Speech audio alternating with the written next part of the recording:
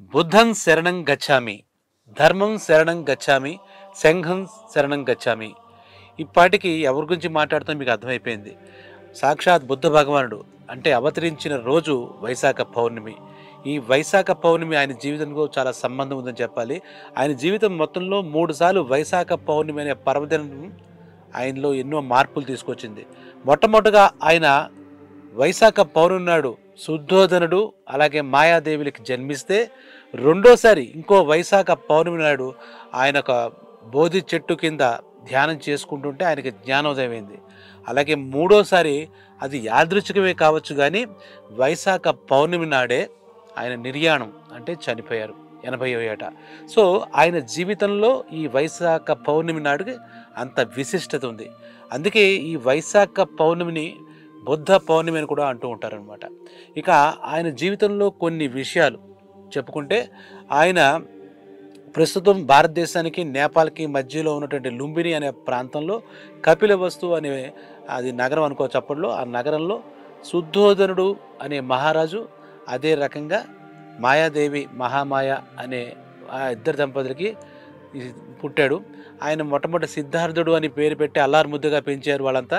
ఇక శుద్ధోదన మహారాజు అంటే బుద్ధుడి తండ్రి విషయంలో ఆలోచిస్తే ఒక చిన్న చరిత్రకారులు చిన్న విభేదం చెప్తారు. అదేంటంటే ఆయన ఒక నేపాల్కు సంబంధించిన ఒక ఆటవిక జాతికి చెందిన రాజు అని కొంతమంది చరిత్రకారులు చెప్తే, కాదు ఇక్ష్వాక వంశానికి చెందిన అంటే సూర్యవంశానికి రాజు ఇక్ష్వాకుడు, ఆ ఇక్ష్వాకుడు పరంపరలో వచ్చిన సూర్యవంశానికి చెందిన రాజు ఈ శుద్ధోదన మహారాజు అని కూడా చెప్తూ ఉండడం చరిత్రకారులు చేస్తుంటారు.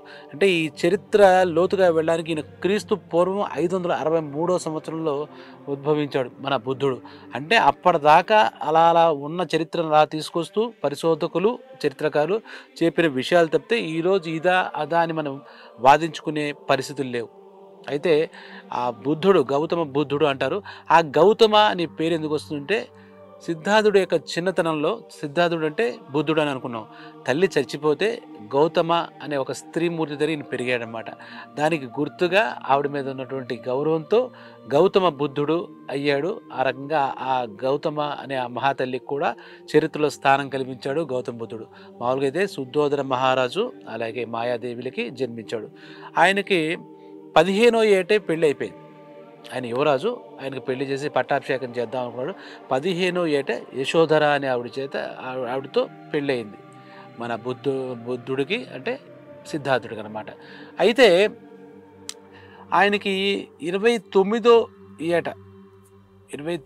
ఏట ఆయన ఏంటంటే ఈ ప్రజల కష్టాలు అవి చూసి ఆ మార్గాలు అవేంటి, వాడికి పరిష్కారాలు లేవా, ఇంత కష్టాలు పడుతున్నారు, ఇన్ని బాధలు పడుతున్నారు అని చెప్పేసి సిద్ధార్థుడిలో ఒక ఆలోచన ప్రారంభమైందనమాట. ఆ 29వ ఏట ఇంకా ఇవన్నీ వదిలేసి, రాజభోగాలు ఇవన్నీ వదిలేసి, భార్య పిల్లలు అందరినీ వదిలేసి, అప్పుడు ఒక పిల్లాడు పుట్టాడు, వాడి పేరు రాహుల్. ఆ రాహుల్ కూడా వదిలేసి ఆయన ప్రజలు పడుతున్న కష్టాలు ఏమిటి అవి చూసి వాడికి పరిష్కారాలు ఏంటి, ఏ మార్గంలో వెళ్తే మనం ఏం చెప్తే అవుతుందనే ఉద్దేశంతో ఆయన ఇల్లు వదిలేసి సర్వసంగ పరిత్యాగంటమే అంటే ఒక రకంగా సన్యాసంగా ఆయన బయటికి వెళ్ళిపోయాడు. మొత్తం ఈ రాజరికం అంతా వదిలేసి, మొత్తం అన్ని భోగాలు వదిలేసి కాషాయం కట్టుకుని సన్యాసులకు వెళ్ళిపోయాడని చెప్పుకోవాలి. అప్పుడు ఏమైంది అంటే, అలా కొన్నాళ్ళు వెళ్ళిన తర్వాత ఈ సన్యాసం తీసుకుని ముక్కు మూసుకుని మనం ప్రార్థనలు చేస్తే వచ్చే ఉపయోగం ఏముంది, ఏం ఉపయోగం లేదు కదా అని ఆ సన్యాసాన్ని కూడా అది నిరర్థకం, అంటే అనవసరం, వృధా ప్రయాస అని చెప్పి ఆ సన్యాసాన్ని కూడా ఆయన కంటిన్యూ చేయలేదని చెప్పాలన్నమాట.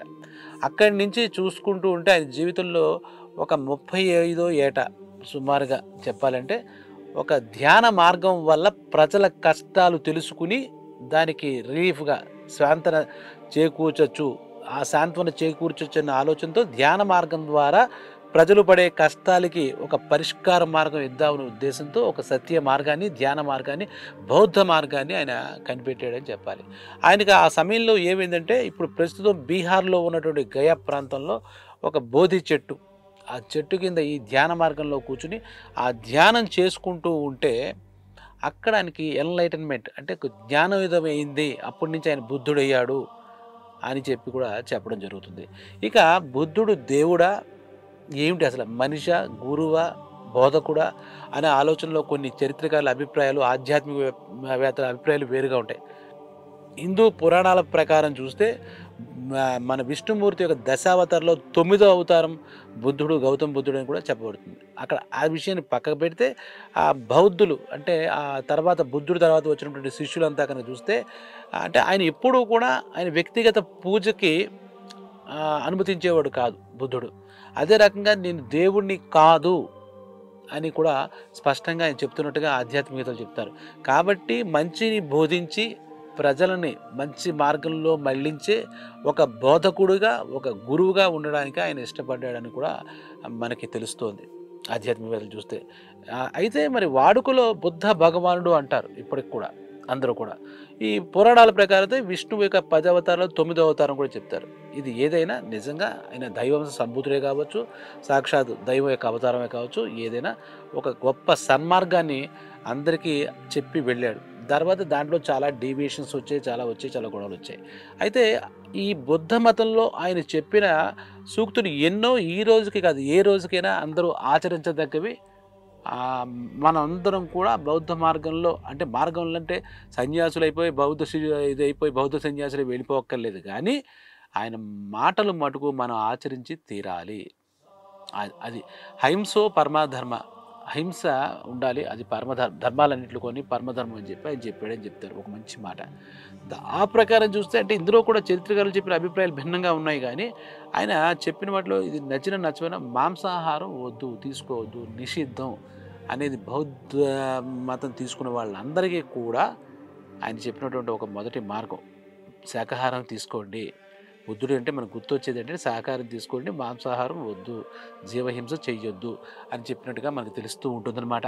అయితే ఆ బుద్ధుడే దానికి ఇంకొక అమెండ్మెంట్ ఇచ్చి ఎప్పుడో అంటే చాలా ఒక వరస్ట్ కండిషన్స్లో ఇంకా తప్పని పరిస్థితుల్లో కరువు కాటకాలు అలాంటప్పుడులో మాంసాహారం తీసుకున్నా తప్పు లేదని బుద్ధుడు చెప్పినట్టుగా కొంతమంది మళ్ళీ చరిత్రకారులు అందులో చెప్తారు. మళ్ళీ అందులోనే ఇంకో మాట ఏం చెప్తారంటే సహజ సిద్ధంగా చనిపోయిన జంతువులు కానీ సహజసిద్ధంగా చనిపోయిన పక్షులు కానీ ఆ మాంసాన్ని మీరు కావాలంటే తీసుకోండి తప్పితే జంతువుల్ని చంపి లేదా బలి ఇచ్చి హింసించి ఆ వచ్చిన మాంసాన్ని మీరు తిని ఆకలి తీర్చుకోవద్దు, అది చాలా దుర్మార్గం అని చెప్పేసి కూడా బౌద్ధ మతంలో ఆయన చెప్పినట్టుగా మనకు అర్థమవుతుంది అన్నమాట. అదే రకంగా ఆయన జీవితానికి బోధి చెట్టుకి కూడా చాలా దగ్గర సంబంధం ఉంటుంది. అంటే బోధి చెట్టు ఆయన జీవితంలో ఎంతో ఒక ప్రముఖమైన స్థానం వహించింది.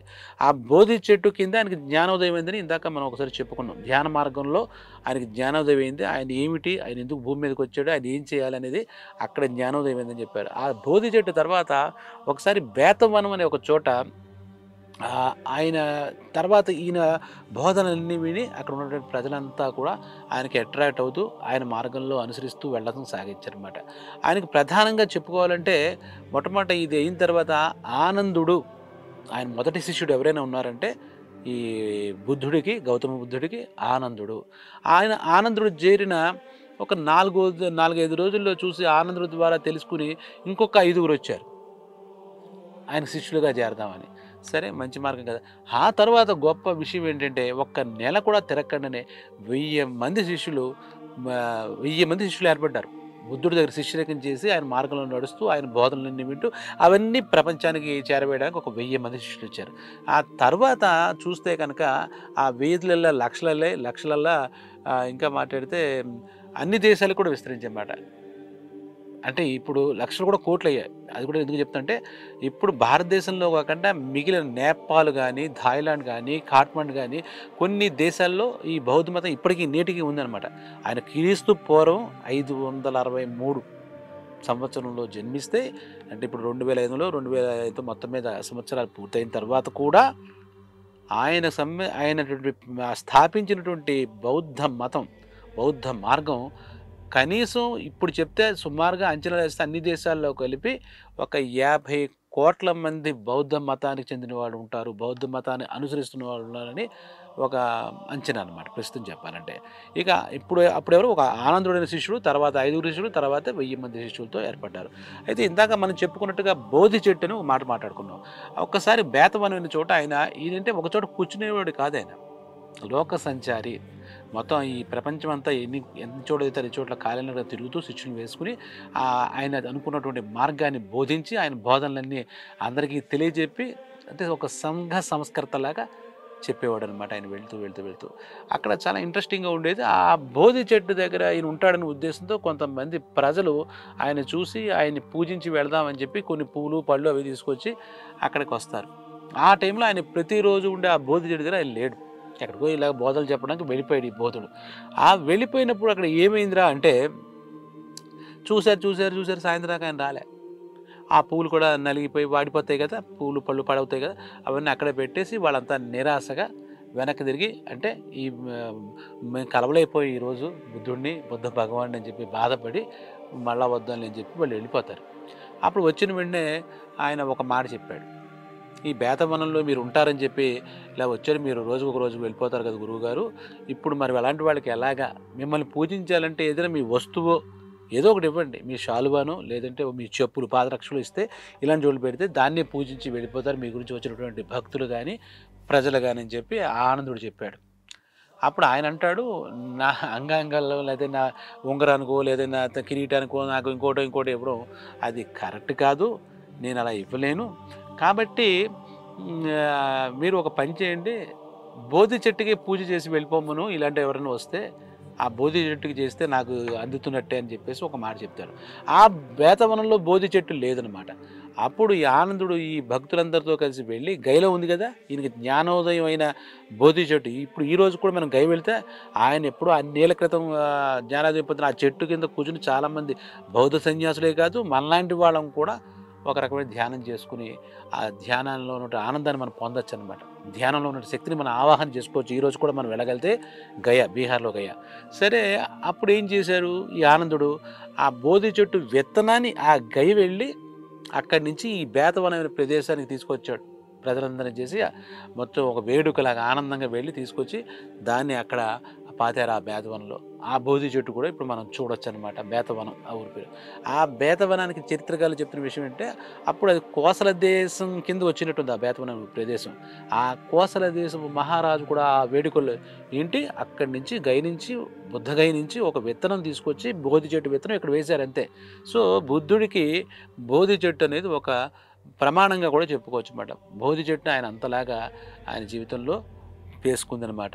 ఇక ఇంకొకటి ఈ బౌద్ధ మతాన్ని ఈయన ఇలాగా దేశయాత్రలు అన్ని రాజ్యాలు తిరుగుతూ ఆయన సొంత రాజ్యం ఆయన అక్కడి నుంచి సన్యాసం తీసుకుని బయటకు వచ్చేసాడు. అన్నీ పరిచయించి అక్కడికి వెళ్ళాడు.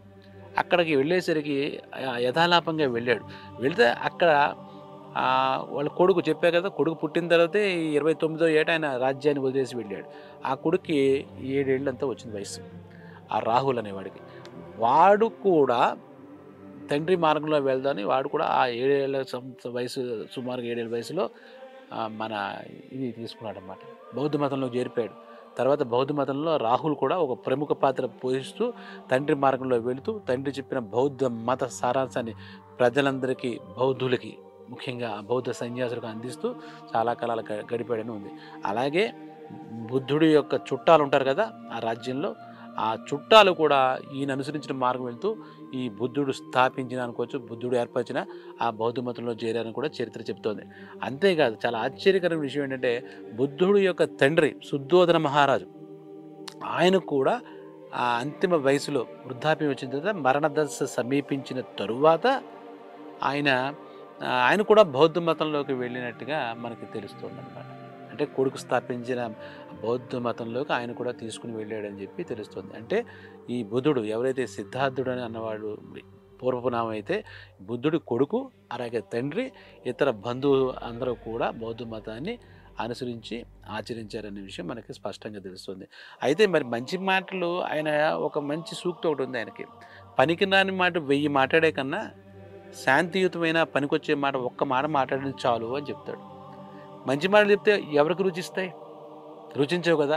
అంతటి మహానుభావుడు చీమకు కూడా హాని చేయకూడదు, జీవహింస పనికిరాదు, అహింసే పరమధర్మం అని చెప్పి ప్రపంచానికి చాటినటువంటి ఒక అవతార పురుషుడు బుద్ధుడి మీద కూడా ఆశ్చర్యం ఏంటంటే హత్యా ప్రయత్నాలు చాలాసార్లు జరిగాయి. ఆయన చంపేద్దామని హత్య చేద్దామని మహానుభావుడు మహాపురుషుడు ఆయన కూడా చేద్దామని చెప్పి చాలాసార్లు ఆయన మీద హత్యా ప్రయత్నం జరిగింది.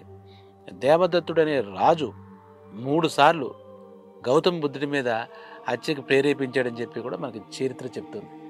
దేవదత్తుడు ఆయన పేరు. మరి ఎందుకంటే ఈయన అందరినీ జనాలు తన మార్గంలో మళ్ళించేసుకుంటున్నాడు, జనమంతా కూడా ఆయనకి జేజేలు కొడుతున్నాడు, మళ్ళీ వీడి రాజరిక మీద పోతుందేమో కదా, ఒకళ్ళు అనుసరిస్తే వీడి అధికారం పోతుందేమో కదా అనే ఉద్దేశంతో గౌతమ బుద్ధుడిని చంపుదామని కూడా మనకి 3 సార్లు ఆయన ప్రయత్నం చేశాడు. పలు సందర్భాల్లో రకరకాల మాటలు, ఈయన మంచి మాటలు నచ్చక ఆయన చంపడానికి ప్రయత్నాలు జరిగాయని చెప్పి మనకి చరిత్ర ద్వారా తెలుస్తుంది. అయితే ఇది ఇది మళ్ళా దీంట్లో ఈ వాగ్వాదాలు కానీ మనకి కాంట్రావర్సీ పాయింట్స్ కానీ లేవు, కానీ ఈయన మరణం చాలా ఆశ్చర్యంగా జరిగిందని చెప్పి తెలుస్తుంది. అవతార సమాప్తి, దాన్ని నిర్యాణం అంటారు, బౌద్ధ నిర్యాణం. ఇందాక వైశాఖ పౌర్ణమి నాడే ఆయన నిర్యాణం చెందాడని చెప్పాం కదా. కుంద అనే ప్రియ భక్తుడు గౌతమ బుద్ధుడికి ఒకసారి పంది మాంసం తీసుకొచ్చి, అతనికి చాలా ఇష్టమైనమాట ఆ కుంద అనే భక్తుడికి ఒక పంది మాంసం తీసుకొచ్చి మన గురువుగారికి అంటే గౌతమ బుద్ధుడికి సమర్పిద్దామని చెప్పి ఆ కుంద అనే భక్తుడు ఆ పంది మాంసంతో ఏదో వంటకం తయారు చేసి గౌతమ బుద్ధుడికి సమర్పించాట. ఇది చరిత్ర చెప్తున్న విషయం. దీంట్లో మనమేమి కొత్తగా చేర్చి దీన్ని ఏమి మోడిఫికేషన్ చేసి మనమేం కొత్త వంట ఉండలేదు. ఆ కుంద అనే పంది మాంసం తీసుకొస్తే ఆ యొక్క భక్తుడి మనోభిష్టాన్ని కాదనలేక కొంచెం స్వీకరించేట ఆయన. ఆ స్వీకరించినప్పుడు అదేదో తేడా చేసి మనం ఫుడ్ పాయిజన్ ఏదో అనుకుంటాం కదా, దానివల్ల ఆయన 80వ ఏట వైశాఖ పౌర్ణమి రోజున ఆయన నిర్యాణం చెందాడు అని చెప్పి కూడా మనకి ఒక కథ ద్వారా మనకి తెలుస్తుందన్నమాట. ఆ రకంగా చూసుకుంటే అది ఎక్కడది ప్రస్తుతం మన ఉత్తరప్రదేశ్ ఎక్కడ నిర్యాణం చెందాడు అంటే మన లుంబిని వనంలో కపిలవస్తు అనే రాజ్యంలో పుట్టాడని చెప్పాం కదా. ఈయన ఇక్కడికి వచ్చేసరికి భారతదేశం అంతా తిరుగుతున్నాడు. తిరుగుతూ ఉత్తరప్రదేశ్ ప్రస్తుతం ఘోరకపూర్ అని ఉంది కదా, అక్కడ కుష్వన్ అని ఉంటుంది. అంటే లవకుశుల్లో రామాయణంకి వెళ్తే మళ్ళీ రాముడి కొడుకులు లవకుశులు. ఆ కుశుడు మనకి పరిపాలన చేసినటువంటి కుశరాజ్యం అని ఉంటుంది. ఆ కుశరాజ్యంలో ఈయన నిర్యాణం చెందాడు బుద్ధుడు. అంటే మళ్ళీ రామాయణానికి ఈయన కూడా అలా లింక్ వచ్చిందని కూడా చెప్పుకుంటూ ఉంటారన్నమాట. అక్కడ ఆయన 80వ ఏట గౌతమ బుద్ధుడికి 80వ ఏట తను దేహం చాలించాడు అని చెప్పి కూడా మనకి కథలో తెలుస్తుంది. అంటే ఆయన చరిత్రలో తెలుస్తుంది, చరిత్ర కథ కాదు. ఇంకొక ఆసక్తికరమైన విషయం చెప్పి ఈ బుద్ధుడి గురించి ఇలా చెప్పుకుంటూ పోతే చాలా చెప్పుకోవచ్చు. అయితే ఇవాళ ఆయన జన్మదినం కాబట్టి ఆ బౌద్ధ మతాన్ని స్థాపకుడు, ఎంతోమందిని ఆయన బోధనల ద్వారా ఉత్తేజితుడిని చేసినటువంటి గౌతమ బుద్ధుడి జీవితంలో మరొక విశేషం ఏంటంటే బౌద్ధ మతంలో కానీ సన్యాసంలో కానీ ఏదైనా సన్యాసం తీసుకునేటప్పుడు ఏంటంటే ప్రథమ నియమం ఏంటి అంటే గుండు చేయించుకోవాలి, అంటే నెత్తి మీద వెంట్రుకలు ఉండకూడదు అనేది ఒక నియమం. ఎందుకు నియమం అంటే అది ఒక భ్రమని కలిగిస్తుంది. మన జుట్టు ఏంటంటే క్రాఫ్ అని ఇలా దూకుండా అందంగా ఉన్నాం, ఇలా ఉన్నాం అని ఫీల్ అవుతాం కదా, అటువంటి అందం సన్యాసులకు ఉండకూడదు, అంటే ఇటువంటి భ్రమలకు లోనవ్వకూడదు. అలాగే ఈ తల మీద ఉన్నటువంటి జుట్టు ఏదైతే ఉందో ఆ వెంట్రుకలన్నీ కూడా అజ్ఞానానికి సంకేతాలు కాబట్టి అది తీసేయాలని చెప్పేసి ఒక నియమం అనమాట. ఆ రకంగా చెప్పుకుంటే ఇప్పుడు కూడా మన బౌద్ధ సన్యాసులు మనం ఎక్కడైనా చూస్తే కాషాయం కట్టుకుంటారు, నున్నగా గుండు చేయించుంటారు మనం గమనిస్తే కనుక. మరి అయితే అదేమిటండి, మరి బుద్ధుడిని ఎత్తి మీద మటుకు రింగులు తిరుగుతున్న జుట్టులా ఉంటుంది, ఆయన విగ్రహాలు కానీ ఆయన పటాలు కానీ చూస్తే ఎక్కడ చూసినా కూడా అలాగ రింగులు తిరిగినట్టు ఉంటుంది, భలే క్రాఫ్ట్ ఉంటుంది అని మనకు అనిపించవచ్చు. మరి ఆయన బౌద్ధ మతం స్థాపించాడు, ఆయన బౌద్ధ సన్యాసే కదా, ఆయన గురువే కదా, ఆయనకు మటుకు ఎందుకుంటుంటే దీని మీద కూడా ఒక ఇంట్రెస్టింగ్ ఒక కథనం ఉంటుందన్నమాట. ఆయన కూడా రాజ్యాన్ని వదిలేసి అలాగ సన్యాసిగా దేశం పెట్టి వెళ్ళిపోయినప్పుడు ఆయన కూడా శిరోముండనం అంటే క్షవరం గుండు, ఆ గుండు చేంజ్ చేసుకుని బయలుదేరాడు. బుద్ధుడికి కూడా జుట్టు ఏమి లేదు, మళ్ళీ ఇందులో ఆయన ఒక స్పెషల్ ఇదేని అదేం లేదు. అయితే ఒక్కసారి ఆయన ఇలా గుండు చేయించుకుని దేశయాటన చేస్తూ ఇలా తిరుగుతూ ఉన్న సమయంలో ఆయన ఒక చెట్టు కింద ఎక్కడ కూర్చొని తపస్సు అంటే ఎక్కడ చేసుకుంటాడు, చెట్టు కిందే. ఆయన ధ్యానం చేసుకోవడమే ఆయనకు ముఖ్యం. ఆ ధ్యానం చేసుకుంటుంటే ఆయనకు ఒళ్ళు తెలిసేది కాదు, సమయం తెలిసేది కాదు. ఆ బుద్ధుడికి అంతలా ధ్యానంలో నిమగ్నం అయిపోయేవాడు. ఆ నిమగ్నం ఇప్పుడు అది మండు టెండ్ అనమాట, ఇలా కూర్చునేసరికి కాలిపోతుంది ఒళ్ళు అంతా కూడా. ఈయన అందులో కూర్చుంటే ఈయనకేమీ తెలియదు. అప్పుడు అంటే ఈయన జీవరాశుల మీద ప్రేమ ఉంది కాబట్టి జీవులకు కూడా ఈయన మీద అమితమైన ప్రేమ అని చెప్పుకోవాలి. బుద్ధుడు జీవహింస ఎప్పుడూ ఒప్పుకోలేదు. ఆయన జీవితంలో ఒకే మాట చెప్పారంటే జీవహింసను పూర్తిగా వ్యతిరేకించిన వ్యక్తి ఎవరైనా ఉన్నారు అంటే మన గౌతమ బుద్ధుడు ఒక ఆయనే. ఇక అప్పుడు ఏంటంటే నత్తలు ఉంటాయి కదా, ఆ నత్తలు ఈ బుద్ధుడు అలా కూర్చుని ఎండలో కూర్చుని అలా చేసుకుంటూ ఉంటే ఈయన బుర్ర వేడెక్కిపోతుంటే ధ్యానం చేసుకుంటూ ఉంటే ఈయనకి మనం ఏదో చెయ్యాలి చిన్న సాయం అని చెప్పి ఒక నత్త కనిపించిందట. ఆ నత్త ఏం చేసిందంటే వెళ్ళి ఆయన టోపీలాగా ఆయన నెత్తి మీద కూర్చుందట ఆ నత్త. ఆ కూర్చుంటే ఆ నత్త కొంచెం చల్లదనం చేకూరుతుంది అనే ఉద్దేశం దాన్ని. అక్కడ చూసి మిగిలిన నత్తలు అలా వచ్చి ఈ నత్త ఆయన నెత్తి మీద ఎందుకు కూర్చుంది అని చెప్పేసి, ఆహాహా! ఆయనకి వేడి తగలకుండా ఇది వెళ్ళి కూర్చున్నట్టుంది. మనం కూడా చేద్దామని చెప్పి అలా ఒక్కొక్క నత్త వెళ్ళి ఆయన నెత్తి మీద కూర్చుంటే మొత్తం గుండు నెత్తి మీద ఒక్కొక్క నత్త అలా ఆయనకి ఇద్దాం చల్లదనాన్ని ఇద్దాం. ఆ వేడి కిరణాల నుంచే ఆయన దీన్ని తలని వేడెక్కకుండా చేద్దామనే ఉద్దేశంతో నత్తలు ఆఫ్టర్ ఆల్ ఒక నత్త అంటే ఎంత ఉంటుంది? ఇంత ఉంటుంది. అలా ఒకదాని మీద ఒకటి దాంట్లోంచి వచ్చే ఆ చల్లదనం, ఆ చెమ్మ ఆయన కొంచెం రిలీఫ్ ఇస్తుందనే ఉద్దేశంతో ఈ నత్తలు అవన్నీ కలిపితే ఎన్నట 108 108 నత్తలు ఆయన నెత్తి మీద కూర్చుని ఆ ధ్యానంలో ఉన్నటువంటి ఆ తపోధనుడైనటువంటి గౌతమ బుద్ధుడికి అలా ఇచ్చాయట. అది ఎండ అలా వెళ్ళేసరికి ఈ మటుకు కదలలే ఈ నత్తలు. ఆ ఎండ వేడికి ఆ కాసేపటికి ఎన్ని గంటలు అయ్యారో దానిలో మొత్తం అన్నీ ఎండిపోయి ఎంత ఉంటుంది దాని ప్రాణం చచ్చిపోయాయి. 108 నత్తలు చచ్చిపోయాయి. ఈయన తపస్సు అంటే ఈయన ధ్యానం అయిపోయిన తర్వాత చూస్తే ఏంటి పరిస్థితి ఏంటి? నెత్తి మీద నత్తలేంటి ఇలా చూసుకునంటే అప్పుడు ఈయన దూరదృష్టితో ఈయన దైవదృష్టితో చూస్తే ఓహో! నాకు చల్లదనాన్ని ఇవ్వాలి, నాకు రక్షణ ఇవ్వాలనే ఉద్దేశంతో ఇవి అమరులు అయిపోయి చనిపోయాయి అనుకున్నట్ట ఆ నత్తలు చూసి.